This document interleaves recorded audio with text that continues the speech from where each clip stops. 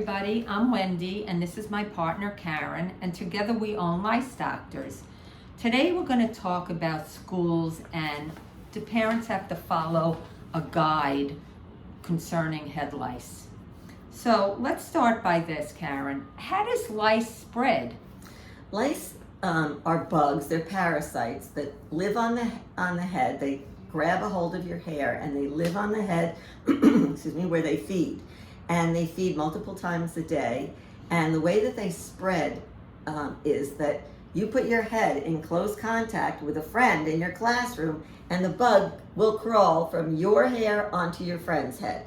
You will likely not get it from a desk or a chair. 95% of the cases are spread by direct head-to-head contact. Very interesting. Now, do schools have different policies, or is there one policy for all the schools in the whole country? Okay, good question.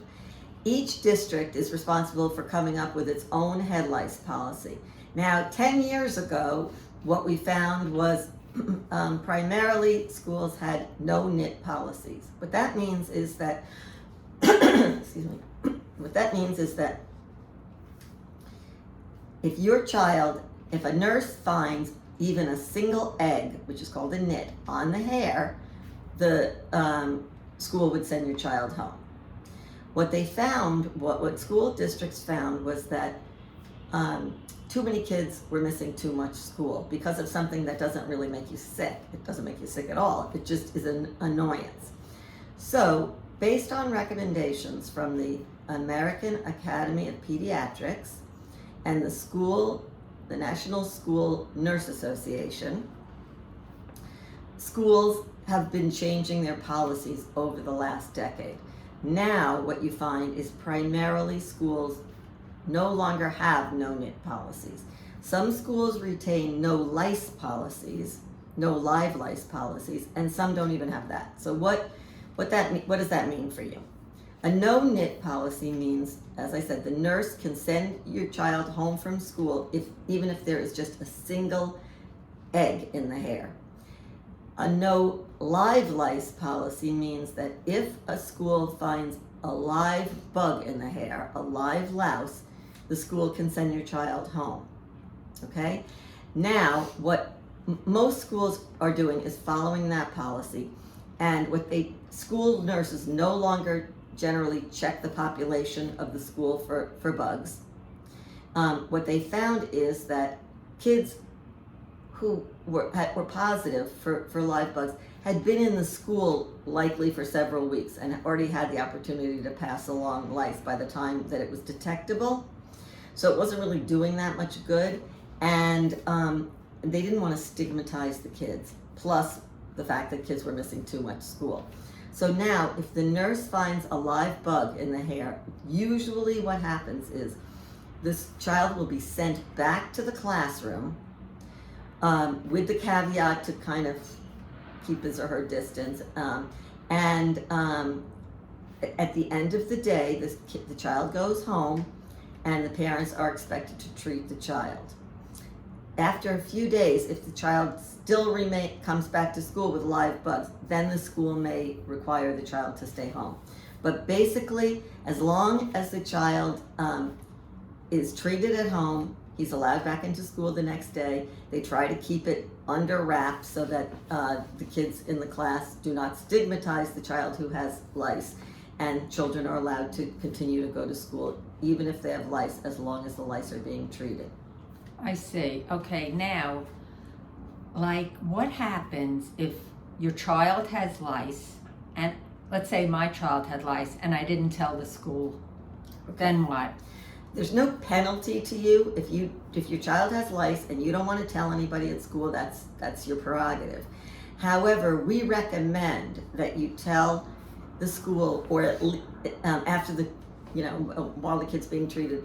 At the very least, let that child's best friends know that your child has lice, because otherwise it's likely that they have picked up the case already. Who knows who got it first? You never know who's the first one to get it. All we know is that at any given time, there are usually several children who have lice. And you want to break that cycle. the only way you're going to break the cycle is by alerting other parents that there's a case of lice, that your child has lice, and to check their kids. Otherwise, you're going to spend this money or this time, and you're going to get your kids free of lice, and then they're going to go back to school, and their best friend is going to give it back to them. So we always recommend that you alert the schools, and at least, if not the schools, at least the parents of your child's best friend, so that they can all check their kids. Makes a lot of sense. Now, when can I send my child back to school? Let's say he or she had lice. I went home, I treated it, I'm looking at the hair, I don't see any bugs or nits. When can they go back?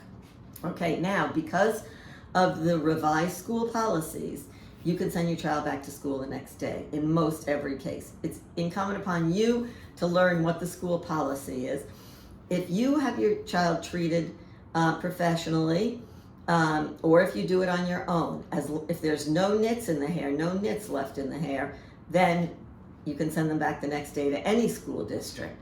If your school district has a no nit policy, you have to be more careful, because if the nurse finds a single nit, your child may be sent home from school. If your child has just a no live lice policy and you've treated your child thoroughly, your child should be able to go back to school the next day with no problem, and then you will continue with any follow-up plan that your treatment has. Karen, what steps can I take and the schools take to prevent the spread of lice in the classroom? Like, we want to get a step ahead of the game. Okay, what we recommend, first of all, let me say what you don't need to do. You don't need to sterilize the classroom. You don't need to vacuum everything in sight and shut down the classroom for the weekend and all of that stuff, because the bugs are going to die when they're not on the head for more than a few hours.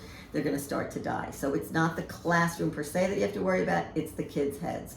So what you can do, if there's a case found in the classroom, and your district will pay, or if you're in a private school and the school will pay, or you're in a preschool or daycare, is bring in a professional. We go to schools, we go to daycare and to preschools, and we screen the kids.